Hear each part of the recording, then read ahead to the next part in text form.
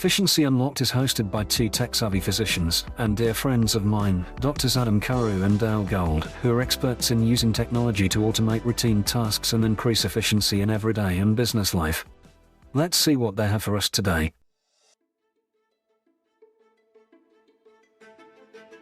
Listen, it was such a struggle. I didn't even know that it was informatics. As long as I was working with doctors, I was fine. And I had the fear of veering away from my profession, in quote, for the earlier part of this journey. It was very emotionally challenging. And when I ended up working for a consulting firm at the time, and I told my parents, my dad, that, hey, this is my job, this is where I'm working, and he's asking, are you seeing patients? I said, no. He said, what kind of doctor does he see patients? Welcome to the NerdMDs Efficiency Unlocked podcast with your hosts Dale Gold and Adam Carew. Today we're joined by Dr. Babatope Fatuyi, a leading figure in healthcare informatics from UT Health Houston. We'll be discussing the exciting world of AI in healthcare. Don't miss it. How are you doing today, Tope? I'm doing very well. Thank you so much for having me. I appreciate it, Dale. Of course. Adam, how are you doing today? I'm doing well too. We were just chatting. Got back from a crazy 3 days in a row at Disneyland with the family, which was a blast. But walked about 12 miles each day, and it was a good time. What was your favorite Disney efficiency hack that you found? I'd say we went for the Genie Plus kind of option, and I don't know if it's necessarily an efficiency hack, but it's probably a necessity unless you wanted to stand in lines for a long time. So, but my wife and I were talking about when we were coming back that it almost made the trip more exhausting because you were constantly trying to look like, okay, which one am I going to sign up for next, and which one do I go to, but it really did allow us to do all the rides we wanted to, and several of them, a couple times. So it's definitely worthwhile. I experienced something similar. I went to Disney World, my first time using the Genie Pass, the Fast Pass tool, provided by those guys. And I think it's kind of efficient, but I realized that there was a degree of a generational gap because the younger teenagers, they knew how to navigate that quickly. I had to figure it out. And so I can understand the exhaustion associated with that. And you definitely needed extra batteries too. Using your phone all day in that way, that was probably another pro tip. Bring plenty of battery backups. No, awesome. Well, let's jump in. To get us started, Tope, can you share with us what inspired your journey into medicine? Any early experiences in life that fueled that passion to get you on this path? How did you get there? Oh yeah, I've been asked this question a few times, and I will try and be more succinct on this note. Basically, I'm the first child of four, and my dad, who really literally rose from grass to grace, in quotes, so to speak. He wanted a physician in his family. So he thought amongst all these four kids, you seem like you could try. We were all cool. I know the four of us can, but he really just put all the efforts in asking me to be that doctor in the family. And I really wanted to be an engineer, to be fair. I wanted to be an architect or a chemical engineer, one of those. But my strength in math was weak. And the path of least resistance was trying out what he mentioned, which is going through biology, chemistry, and physics, and not requiring mathematics to get into college for medicine back home in Nigeria, and that's why I did it. I enjoyed every piece of it. I did school. I went through all the requirements, the pains of not doing so well, and meeting strong candidates when you get to college, and realizing, oh my goodness, you thought you were good, but geez, there are a lot of people that are better, and the desire not to fail really pushed me on because I cannot flunk it. Having entered, I just had to do it. So the passion grew on me, but more than anything, it was for me just trying to please my dad. Yeah. How did you, when you were first kind of in this journey, and we'll probably get to this with some later type of questions, but when did you first get the inkling, of like kind of weaving in the technology aspect to your healthcare career? Sweet. That right there was born out of following the path of least resistance. I- when I schooled in Georgia, I did a master's in public health at the University of Georgia, Athens, Georgia, 2007 to 2009. When I graduated, I was working in Atlanta, and right there was a need for transition for a medical record system.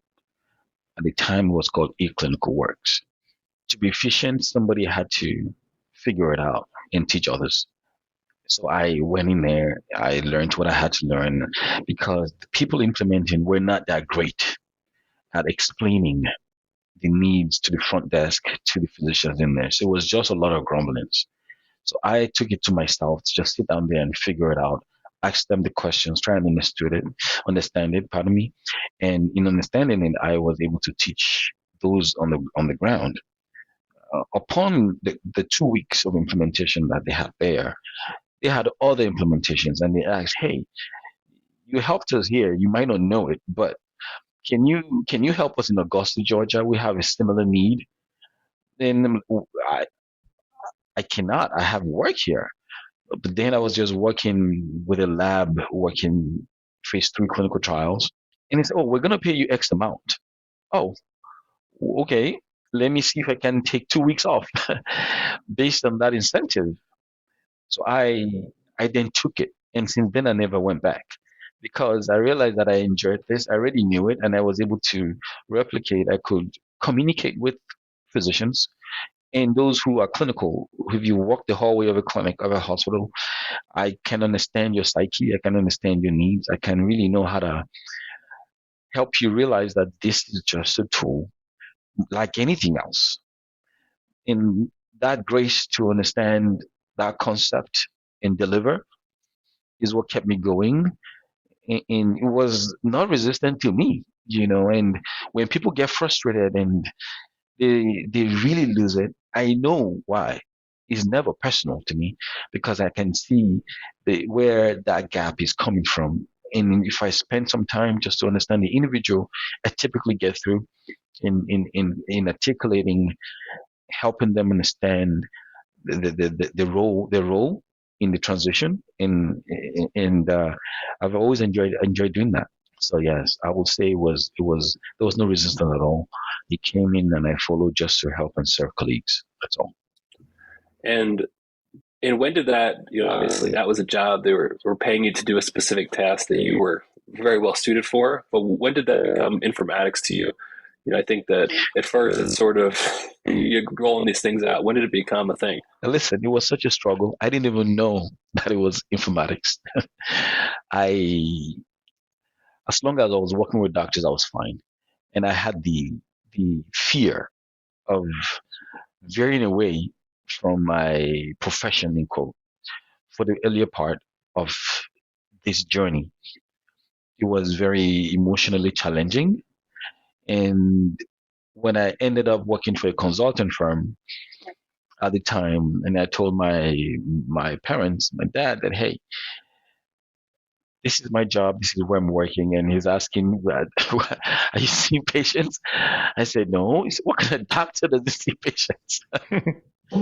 He had a problem with it. But again, each time he came to visit, the family did see that I was financially decent, so okay, this is the kind of doctor that don't see patients but also work with doctors is still at least able to have a good means of livelihood.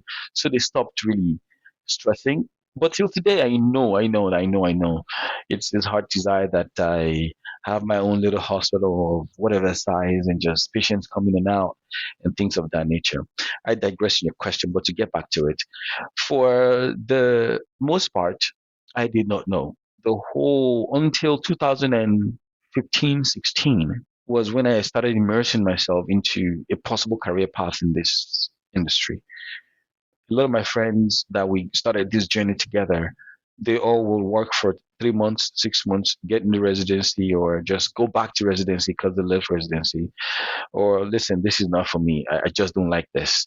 And they go back into training and just go practice medicine. In between, they will come out and support because I was the one embedded in the programs. So I knew where the need was. I knew how to do the air traffic controlling for many people. And they have little breaks, come do the gig and get back into the practice of medicine. So it was until 2015 and 16 before I could really see the path and the trajectory of what was possible, and how it was basically being being an analyst, so to speak, being an informatician, a clinical informaticist, and just learning the art of that. And I realized there are just so many facets to it. Nursing, for example, has taken it to another level of a profession, so to speak. Physicians are doing the same thing, and it's just getting more robust, more defined as time goes on. No, that's great. I want to go into that tangent that you went into, which is not the question, but interesting because, I think it's one of the things where I have difficulty, and I'm sure a lot of us have difficulty on that. How do you concisely explain to a family member or someone who doesn't know our field so well what it is? What's your most concise way that you've explained to your family what informatics is? I'm sure it sounds like you've had that conversation with your family before. What would you tell them in a really short way what it is? Typically, I let them know that I'm a peacemaker. I'm a peacemaker. If you see me as a diplomat who really has two different groups that wants the same goal, but they just don't know how to communicate. Now, don't worry, your son is still so brilliant to manage that degree of complexity. So I let them know that the world is changing technology-wise, and healthcare is not far from it at all. My physicians really are trained to be physicians. They have a hard time understanding that spending time in an electronic medical record means that you're caring for patients. If you really love the patient, you know the content in the EHR, be it what you put in there or what was dumped in by somebody else. Spending time in there means you're really caring for a patient. It's not a waste of your time. So in that quick 1 minute piece, I let them know I'm a peacemaker. I help physicians understand the tools in the technology better. And that's why I enjoy my work, knowing that a physician telling me, "Oh my God, is that simple? Oh, thank you so much. Where have you been?" Or something like that. That gives me joy more than anything else. They nod like they get it, and many times they do because I continuously use different analogy. Whereby, if you drive a car, who makes the car, who drives the car, and people in between. Yes, in healthcare, that's the gap I'm feeling. And in some instances, I let them know, well, I lead technology for the hospital. It's that simple. They don't have to all report to me, which won't happen. But then I'm an ally to technology in the hospital. In over time, they've understood that more. Over time, my dad has found comfort in that so much more, especially as the wave of many things tech through our phones, through our remote patient monitoring piece, for which he's also a consumer, has worked. I'm able to identify. You see what you're holding. The reason why you're seeing that is because of people like me and the people that I work for and partner. So, okay. And over time, they come to agree that, all right, his job is still related and kind of valuable. Yeah, I love that description that you made about being kind of a diplomat and peacemaker. I don't think I've ever, I've used probably variations of that, but I think I'm going to take that because so many of the things you just said, I'm sure Dale was thinking the same thing. Like, this is exactly, it's almost like how we got started in this too, just kind of helping people with the technology. And I think back to when I was a resident and our hospital went live with Epic. And then there was a sister hospital that didn't have residents in it that went live after us. And so they actually hired us as residents to be the people walking the floors. And we loved it because, we were getting paid an extra wage on these shifts, and you could work overnight, you could do whatever you wanted. But it was, like you said, it brought so much joy to like just help someone that was struggling, with what seemed like a simple thing to us, like, oh yeah, let me help you make this template for your rounding in the hospital, that you can use every day. Or, an OBGYN, like, I remember my wife was working there. She's a physician as well. And she helped, them create, admission notes and rounding notes and labor notes and everything. And I'm sure to this day, they're probably using some variation of those, that were way back in the day. But no, I love that. Diplomat and peacemaker. I'm filing that one away for sure. I agree. I think that there's, as if 100 informatics get asked that question, there's a lot of themes, but it's all done in a unique way. And I like that one a lot. Moving on to maybe talking a little bit about your leadership journey. Obviously, we're all in a CMIO type role at this point, and your story doesn't go there yet. Can you tell us, how you got into leadership? Was that always on your mind? And, what drew you to that, whether by choice or not? Tell us about it. No, I think it's both. When you asked about how did I know that this was informatics, that really was the beginning of me unearthing what was possible. And I had, I've been privileged through grace and luck, I don't know, whatever we want to call it, universe, to have good leaders. People who could just see beyond the passion that I bring to the table or just the desire to help somebody. In this case, I was in one of the consulting firms I did work at. I had a brother and a man who really had faith in me solving these mysteries. He knew if we needed us at 6 a.m., I will be there to address any need. And he really made me know it was possible for me to actually be in his shoes and lead teams like he was. Because I was just trying to make sure he succeeded. That was just the bane of my desire at the time. It was my job. I was getting paid, but at the same time, the call what made me happy is, hey, Dr. Lambert, let me know what you need. How can we manage this? He's an ED physician out of the DC. He's from West Virginia, Matt Lambert.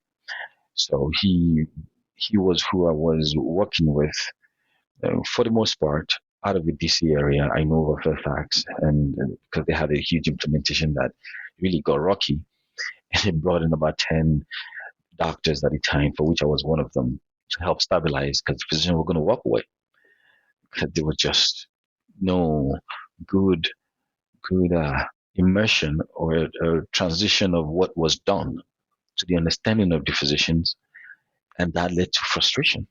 You cannot make such a change for people who are self-sufficient, in quote, who lead the lives, decisions in human beings' lives, and leave them feeling helpless. So that was what happened.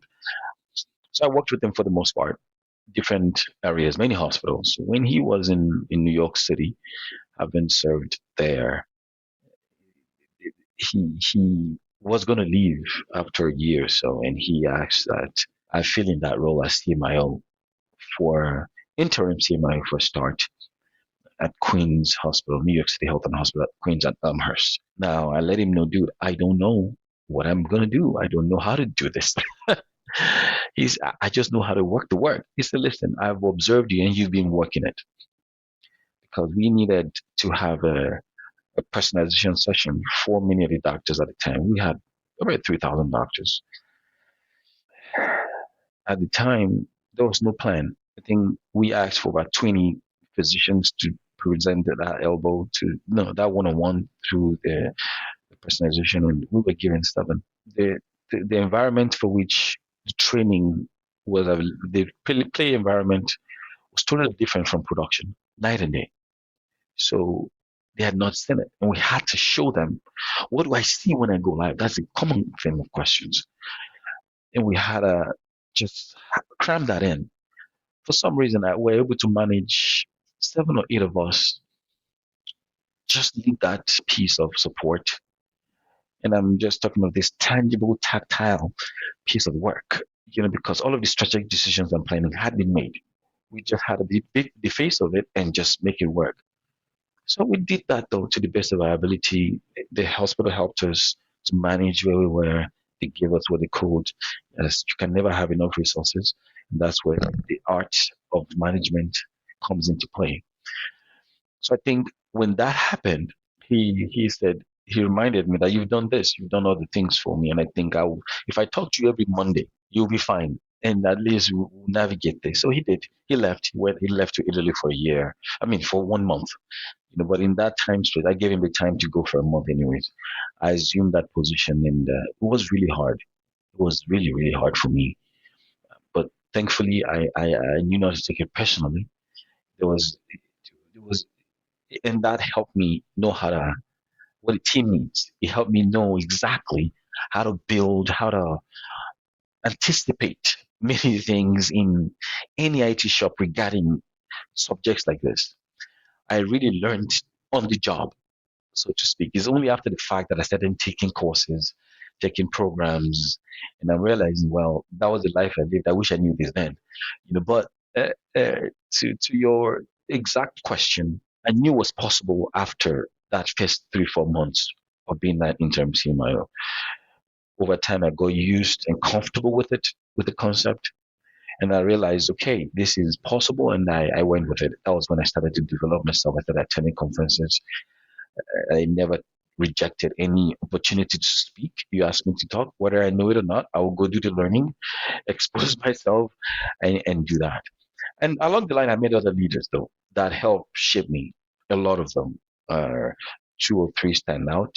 If you follow me on good enough on LinkedIn and social media, you will see us interacting across board. But yes, many times people that I met helped shape me to let me know that this is possible. And that's how, after 4 years in New York, I got the knock through LinkedIn. Contrary, it was a firm reached out. Houston, we have a problem and we need you. So I went in. I wasn't sure I was going to get it, but geez, I prayed for it. I worked for it. I went through the interview process, and thankfully, I'm here. Yeah. So when did that change, or when did you? Let me rephrase that. When did you make that shift from that opportunity you had in New York and Queens to Houston? What was the time? 2019. Okay. 2019. I was in New York from 2015 September-ish. Up to 2019. So I started here in Houston to September, October 2019. So for the most part, and that was just before COVID.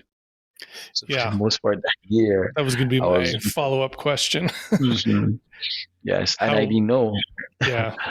How was that? Like, I mean, starting, obviously moving to a new place, starting a new job, and then the COVID-19 pandemic hit, in March, and towards the end of March 2020.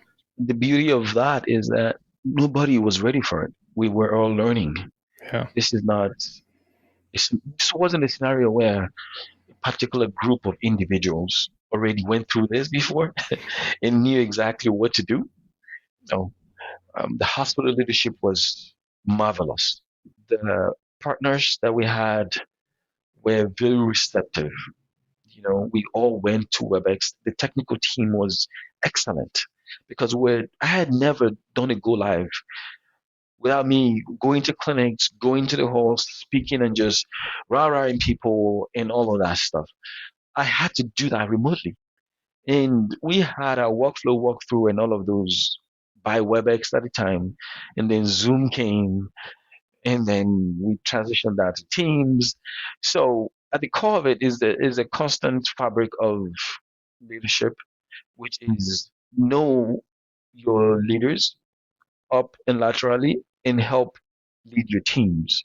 Mutual respect, understanding, and tolerance was the bane of it. It wasn't easy, but we saved a lot of money for travels, for consultants who normally would fly in and back. So that really saved a lot of chunk of money. And we realized that it was possible without all of the travels. And it had a lot of benefits in that aspect. for us to know that so much is possible in this new way of getting stuff done. As it was not new to, I mean, as it was new to me, so was it with my CIO. So was it with all of our directors and everyone. And we went through it. Even Epic also had to adjust to the times. And I will say that in hindsight, despite the pains and the loss of lives, with all due respect and mercy to all who couldn't make it past COVID, we had some technological advancement in such a short time for us to adopt telehealth, telemedicine component, and do a lot through it. And the whole world, really, in healthcare is better for this because it has no walls for you to care for patients now. It's really remarkable if you have the ability to organize business and set up these tools. Patients have access like never before. In essence, I mean, there's still gap and there's still a lot of ways to go. Mm-hmm. But that really is one little step towards bringing care to people that already do not have it. By picture of that. Yeah, I mean, I think back to those, when everything kind of changed so suddenly, and it was the first time, I think, for all of us where everyone was like working towards the same goal, which like a health system will always have, a handful of goals, between 3 and 5, that the big goals. But it was like during that portion of the COVID pandemic where we had, I mean, like you said, you had to do things. There was no like socializing the change that's coming. It was like the change was coming, and everyone was working on it. And like you said, it pushed those timelines for technology enablement and deployment, to warp speed. And it was tough in that situation, but also there was definitely some rewarding moments, from a health system standpoint. Yeah. Those of us that get things done, got things done, and found new ways to do it. And just like you said, we have virtual care offerings for ourselves with our providers now to be able to offer some services, whether it's the same or not. At least it's an option. Our customers, as our physicians and providers, know how to use this technology. And if we need to get to someone in a more remote location, now we can. The next question is a little bit more about, informatics. Now that you're at Houston, you've set things up, you've seen things work in lots of different places as you were out in the field. Sort of a tough question, but sort of with your magic wand, what's the ideal way you think to set up an informatics department, from, I guess CMIO down, what's the ideal set that you've found as sort of the secret sauce, at least where you're aiming as you create your department? I will say the ideal setup for this will include the ideal would be to have a robust EMR, HR as ideally, and with similar ability to function and document and essentially capture patient data accordingly. If you have that tool, it makes it easier, it makes it more fun. Now, with that is the desire from your leadership, because that right there is key. Whose mission or vision are you carrying on your shoulders? Be it outrightly clear documented mission or an indirect way whereby you have to figure it out what will benefit my top executives, or because some days you might get lucky to call into the room and speak on that. You have to make sure you communicate your drive and passion for your physician cares accordingly, because that's the only way for you to get funded to build a team. So are they already set in deciding for you to build this team, or are you trying to ensure that are you trying to sell the idea to build a team? So that's two different ways to go about it. If in my case, there is no better grace and luck than I had, because I was hired partly because the organization, mostly actually because the organization was transitioning from a legacy system of scripts to a new one called Epic. And they needed someone who had been through it, so to speak, to help join a already successful organization. An organization that had structure, like never before. I mean, when you asked at the time when I was joining, everybody had, oh my God, we have this problem, we have that problem, blah, blah, blah. But then I've been to many organizations and okay, your problem is everybody's problem. Everybody has the same things. But to me, it wasn't a problem. It's just to understand the art of the navigation for which I had to immerse myself. Now, did I step on landmines and different areas? Of course I did, but by and large, the core intention was understood. And that I think that was basically tolerated. But I haven't understood and learned the culture. If you have an EHR like you have that I was asked to build, then as a CMI, as anybody in my role, regardless of title, trying to build a team, you must learn to understand the HR lingo. You must work with the HR. They are very important because they will teach you and show you tools and how to navigate and how to structure the kind of folks in the industry, and you were able to teach them exactly what you also need regarding structure and things of that nature. It's going to be a two-way thing, really. Now, informatics, right? Being especially informatics in medicine, which has different components, clinical, lab, different things, which being in application of IT and data science principles really to healthcare. Really definitely involving different degree of collection and ability to retrieve information and use that analysis to help the front lines or your users. Understanding the core technical reason behind that will help you identify who your partners will be. So at that point, I begin to sensitize folks who really have the heart for it. If you have the desires for it, if it doesn't piss you off, if it's not if it's something you want to be part of. So for me, I need a good team. For me would be a good PMO because they would help capture all of the noise. They will help me streamline administrative processes and encompass different pieces of information, right? I need I need that. Then there will be the technical teams, which is core technical teams that will help with my interface interoperability and things along that line, security, and depending on your EHR, your core application developers and builders. That will be shades of gray depending on what you have. So I conceptualize those two as foundational and very, very important. Because no matter what I do, I need those people to be successful. I need to be able to retain them. I need to be able to have that led well. And every other thing becomes easy. And that's why the training, for example, is based on a successful interoperability and core application teams. Because when you build it right, you can train it accordingly. You train it right. Analytics, a very important piece. And that also, without a good build, it becomes garbage in, garbage out, right? So that team is also very, very, very, very important in all of this, because the clinical and the administrative form is very, very dependent on a good training and analytics producing the right reports for them to do their jobs.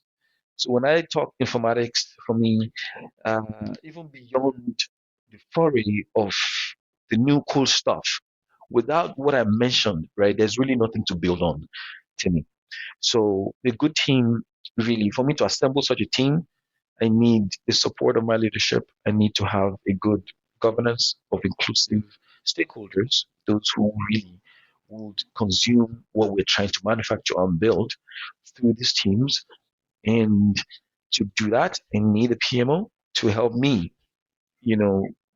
reduce all of the many noise, because sometimes we all get so deep into it, and after it's all said and done, somebody can say, well, this is what it is. They can help use their PMO tools to help drive different sizes. I mean, it's not everything that needs to go to the office, of course, but anything that really then requires them, we need to define what those things are and use them accordingly. And once we have all of those on, then certainly administrators, serving the business office, serving the clinicians, serving all other stakeholders in the organization becomes a thing of us just having good relationships and putting things out there. No, I love that, framing it in that way with those like foundational kind of components. How, I guess, short kind of follow-up question to that.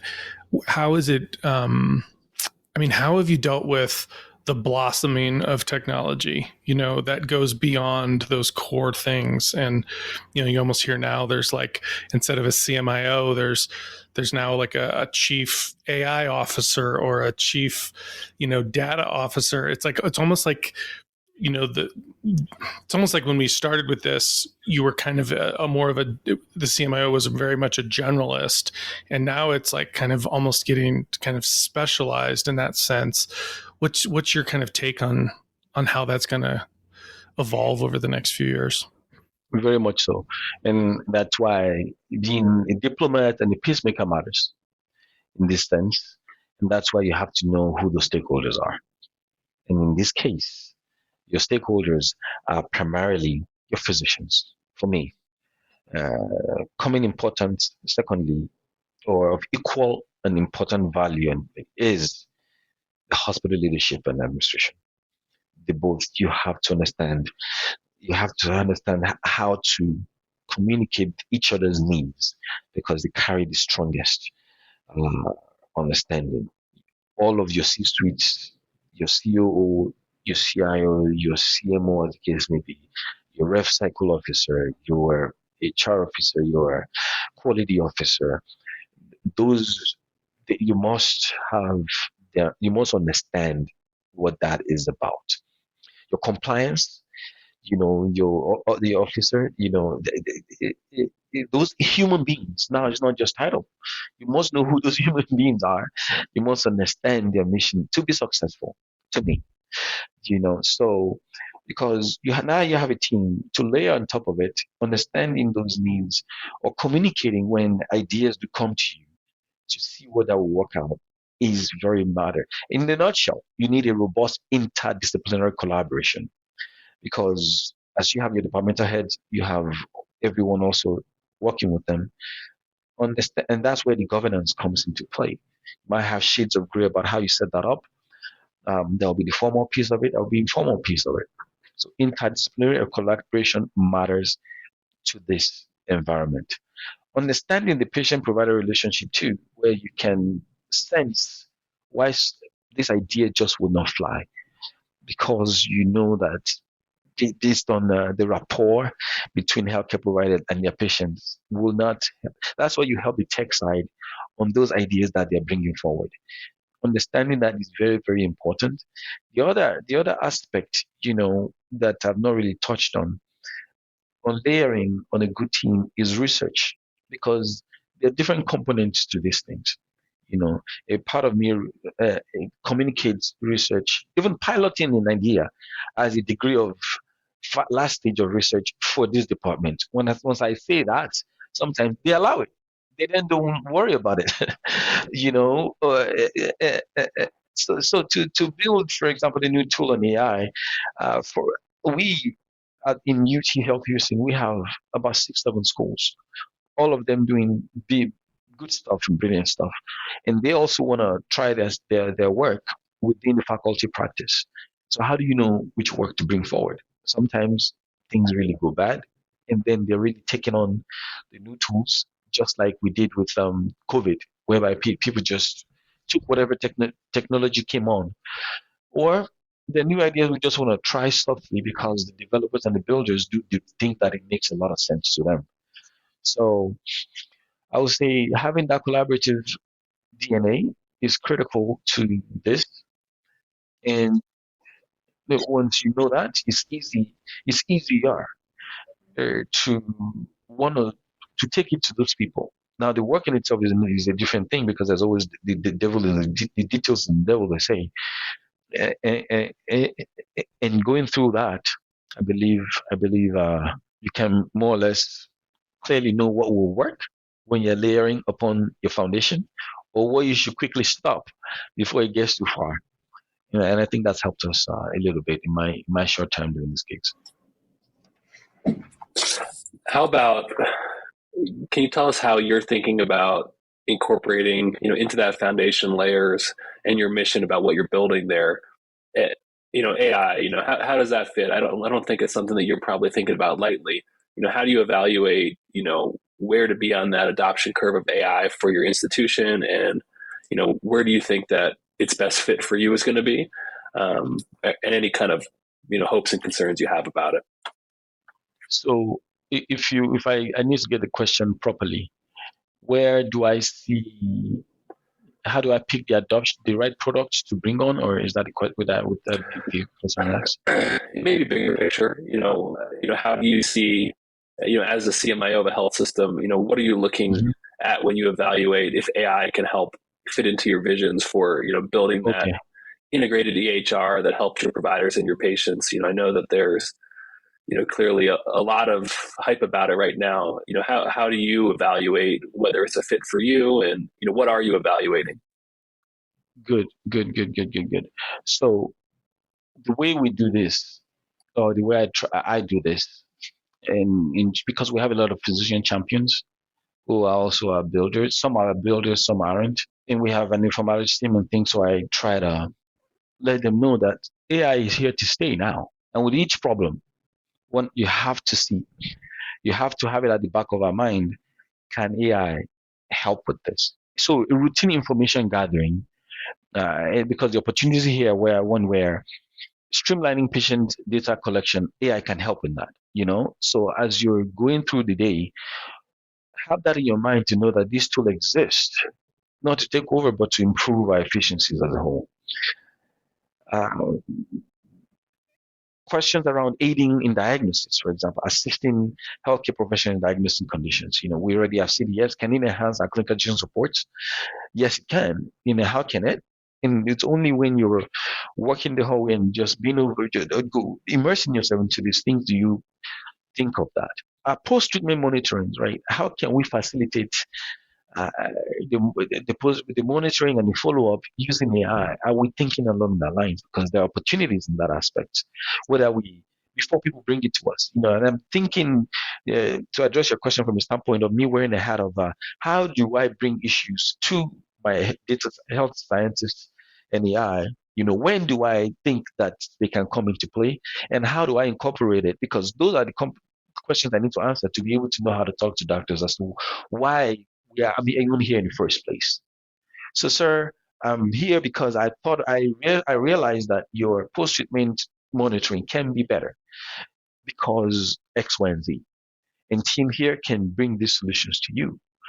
And it also helps me thinking like this, hearing a vendor or somebody trying to sell something to me, which aspect and components of this can this fit in?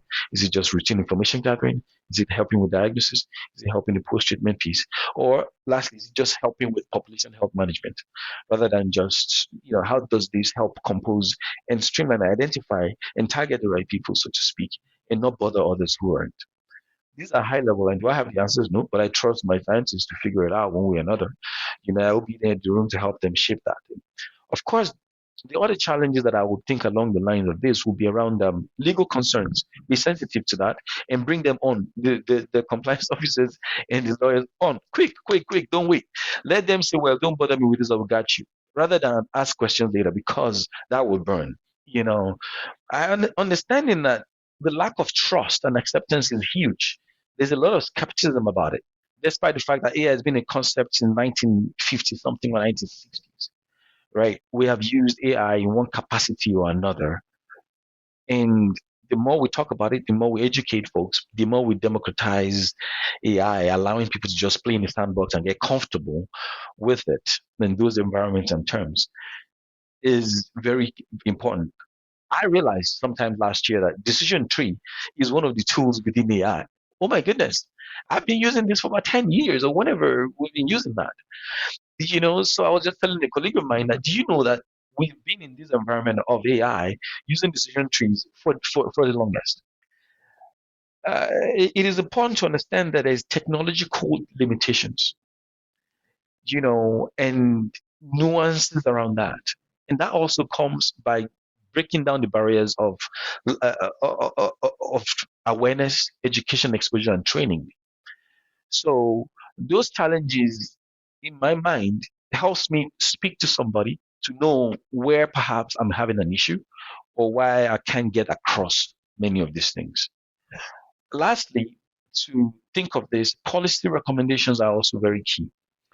Whereby I try as much as possible to promote transparency, while the power of information consent is very important too, because I know it's not a big deal. I know many things but then knowing that these are the check boxes I'm putting through saves me, that information consent is key, because country historically, or the world really, have been plagued about things like that in the practice of medicine.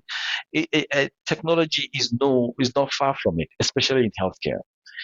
Health information exchange is another important aspect to know, and that's where your compliance officer, your legal officer, and all of those guys, HIE, you bring them on. I have an idea, but just because they did it somewhere else one way does not mean in this organization things have changed. Policy changes every day, and it's not my job to track that, except things that really I follow, or some things I would not know, and it's also good to understand that AI, holds promise in healthcare domain, a very, very strong promise. Responsible deployment using many of these concepts that I put across to address things like bias, because if you are as inclusive as it is, you learn what those things, you will be able to use those tools to address both ethical pieces of it and all the bias associated with this. Errors that might be prone, acknowledging those things and speaking up. The privacy violation is a big deal. Understanding that is really, really wrong, and just a balanced approach. Using this as a support tool to all of the brilliance of healthcare so far. It can only be a support tool, nothing more, nothing less. It can never replace the nuance, because there's no way any tool, any AI will recommend to me that a patient has malaria, for example, that I've treated being a foreign medical graduate in Nigeria. I know the signs and symptoms, and I have the clinical acumen to know that, like anything else. You can't just tell me there is malaria because there's an error, and I go with it. And I'm only summarizing in the sense that there's a lot of conditions that clinical acumen can never replace, and no computer can. Tools can help us go through it and think about it, and AI is just one of those multiple tools, just like a lab test, that perhaps be false negative, false positive. That doesn't mean that we just go with it.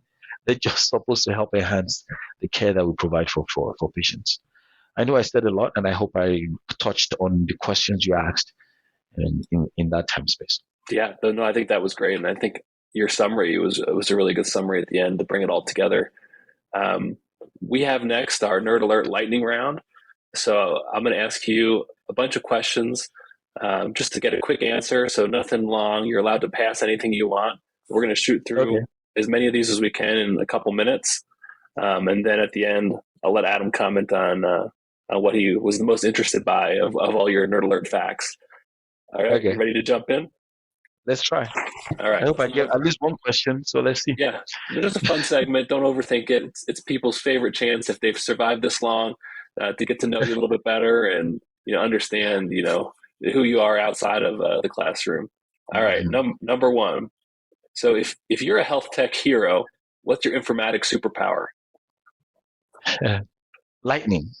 Why lightning? But when I say lightning, there's a folk hero in my group called Shango, Sango. So he's the god of thunder and fire. Uh-huh. So I would like to just, when I have issues, I would like to just find it and just put some lightning in there to solve all of the noise and cure many issues. I love it. Beach vacation or mountain retreat? Huh?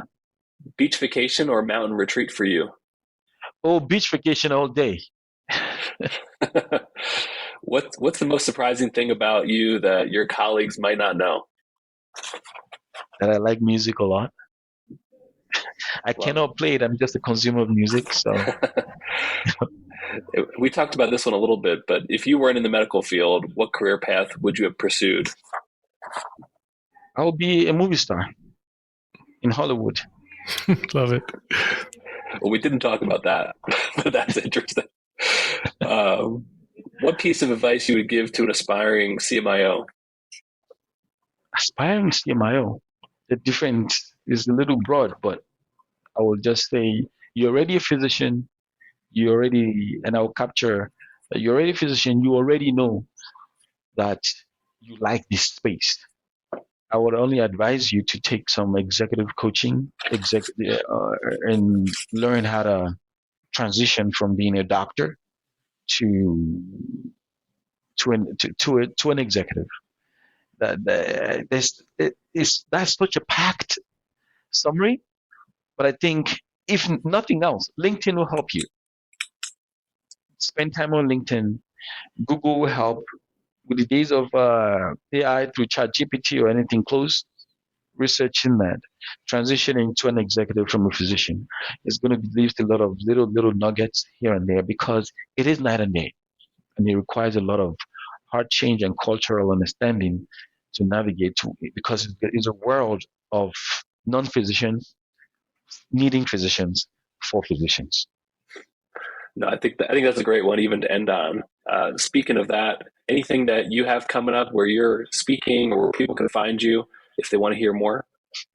Well, I do speak. I never turn down any speaking engagement, be it paid or otherwise, mostly not paid. But okay, someday I'll go there where it's paid. But I'm speaking later today, really, at the Texas Medical Center AI Summit, which is organized by faculty and leaders of the McWilliams School of Biomedical Informatics.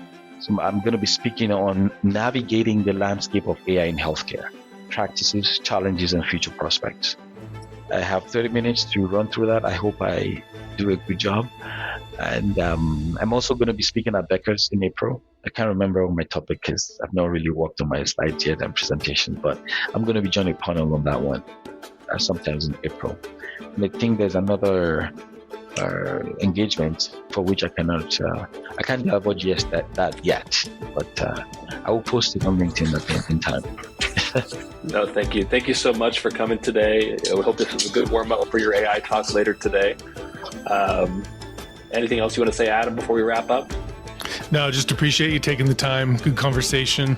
It's always great to expand this circle of like-minded physicians. So appreciate you sharing your voice today. Thank you so much. Thank you, gentlemen. I had a good time, and I hope to see you all sometime soon in any conference or meetings. That sounds great.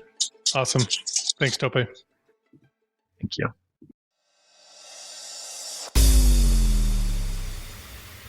Thank you for listening to Efficiency Unlocked, Nerd Tested, MD Approved, a NerdMDs podcast by Drs. Adam Carew and Dale Gold.